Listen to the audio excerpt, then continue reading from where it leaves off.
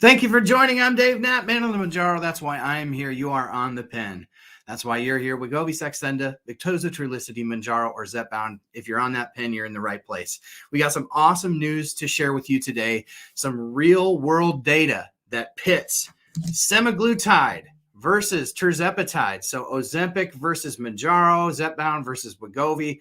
This information is compiled from 40,000 real-world patients of both tirzepatide, branded versions of tirzepatide, and semaglutide. So this information was given to us by, let me add this to the screen so you can follow me, Truveta. And Truveta is one of those electronic medical records companies who has access to nearly 10 million patients and their data.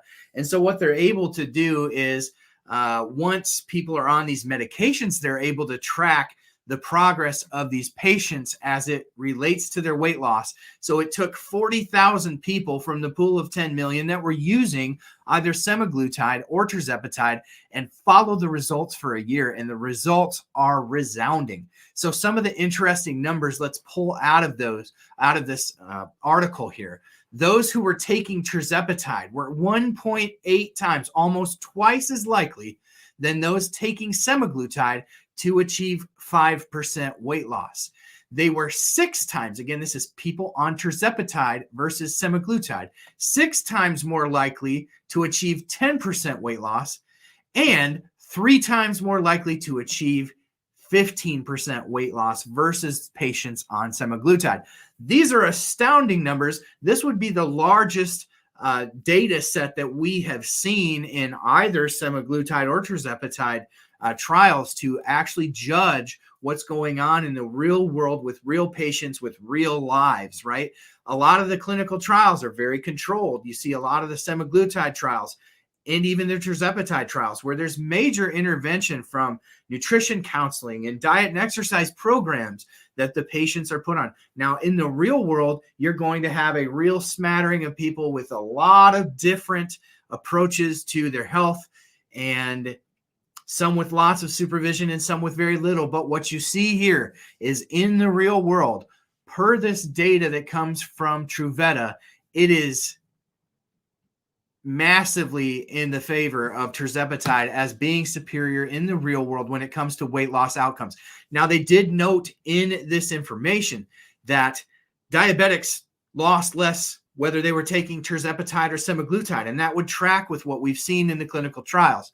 But after 3 months, it's very interesting. The mean percentage in body weight was almost 6% less after 3 months for those on tirzepatide, where it was about 3.5% less for those taking semaglutide. At 6 months, that was up to 10% weight loss for those on tirzepatide, and that's versus about 6% for semaglutide. And at 1 year, the change in body weight for those on tirzepatide was an average of 15% versus about 8% taking semaglutide. So you see that in the real world, you see that tirzepatide seems to be much more effective for people trying to manage their weight. Again, this data included people who were diabetic and non-diabetic, and you kind of have a conglomeration of outcomes.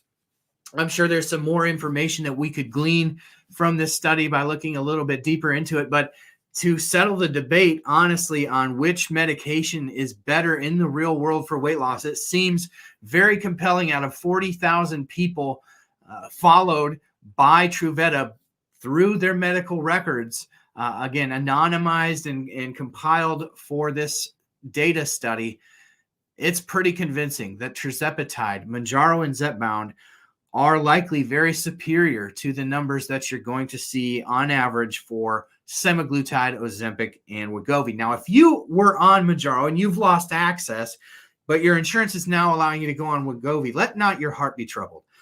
It's still an amazing medication. It doesn't mean that the averaged data that we get out of these types of studies and clinical trials as well is going to necessarily extrapolate to be your personal story. Many, many people do very, very well on Ozempic, and many people do well on the older versions of these GLP-1s like Trulicity, dulaglutide, or liraglutide, Saxenda, and Victoza, the daily GLP-1s from Novo Nordisk. So you see lots of people who are able to accomplish a lot on these GLP-1 medications. It's for a lot of people just the kickstart they need. For some of us, it's doing a lot more metabolically than it's having to do for other people. And I think that that's anecdotally a pretty big contributing factor. Also, you have, the things that you're coupling with the GLP-1, the other tools that you're adding to your arsenal in your pursuit of weight loss. But as for the battle today between Ozempic and Mounjaro, Mounjaro is king, and it doesn't even really look to be close in these specific numbers. If you enjoyed this video, would you consider liking it, sharing it, sending it to somebody else who might find it interesting, or sharing it into a group? We would love to have you as a subscriber on this channel so that you can get all these videos as I upload them. You can hit that bell for a reminder when I do upload videos. And if you want to go the next level, you can become a member of the channel for just $2.99 a month. You can give back to the work that I do, so that helps me keep doing this here at On the Pen. $2.99 a month gets you access to custom emojis that we use on our live streams and in the chat. Sure, some will drop some in the comments here below. And of course, we do the members only pre-stream before the show on Thursday nights. You can also get early access to the video of the podcast. So lots of perks that we've been adding. Appreciate each and every one of you for being the best part of what I do here at Man on the Mounjaro. Thank you for being on the pen, and thank you for being here. Until next week, we will catch you on the pen.